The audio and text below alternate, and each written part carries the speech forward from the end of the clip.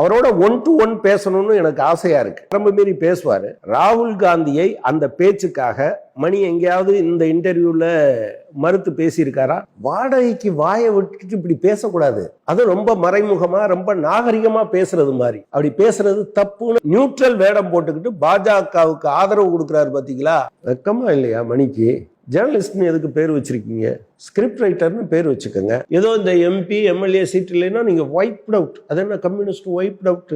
எங்களை பொறுத்தளவுல மக்கள் நலன் மட்டும்தான். ஒரு ஏதோ பெரிய அனாலிசிஸ் பண்றது மாதிரியும் ஒரு பெரிய பாவனை வேற. கொஞ்சம் ஹிஸ்டரியை படிங்க சார். உத்தரப்பிரதேசத்துல எங்களுக்கு எம்பி இருக்காங்களாக்கும், எம்எல்ஏ இருக்காங்களாக்கும், கவுன்சிலர் இருக்காங்களாக்கும். அந்த ஊர்ல நாங்க தான் 85 வீடு கட்டி கொடுத்துருக்கோம். இந்தியா முழுவதும் உண்டியல் குலுக்கி ஜனங்களிடம் பணம் வாங்கி நாங்க தான் கொண்டு போய் கொடுத்துருக்கோம். மணிக்கு தெரியாது. பாதிக்கப்பட்ட மக்கள் மட்டும் இல்ல, கடவுளே பாதிக்கப்பட்டாலும் கம்யூனிஸ்ட் தான் காப்பாற்றணும். அதான் என்ன ப்ரொஃபஷன்ல இருக்காரு? ஜேர்னலிஸ்ட் ப்ரொஃபஷன் அதுக்கு பேர். அது மூத்த ஜேர்னலிஸ்ட். உங்க நவதுவாரத்திலையும் வழிகிற கம்யூனிஸ்ட் எதிர்ப்பை, வன்மத்தை கொஞ்சம் எதை பேப்பரையாவது வச்சு தொடச்சுக்கங்க மிஸ்டர் மணி. ஒருவேளை நீங்க சிபிஎம் அழிஞ்சு போகும்னு சொன்னா கூட உலகத்துல பல கம்யூனிஸ்ட் கட்சிகள் காணாம போயிருக்கு. ஆனா கம்யூனிசத்தையும் கம்யூனிஸ்டுகளையும் அழிக்கலாம் முடியாது மிஸ்டர் மணி.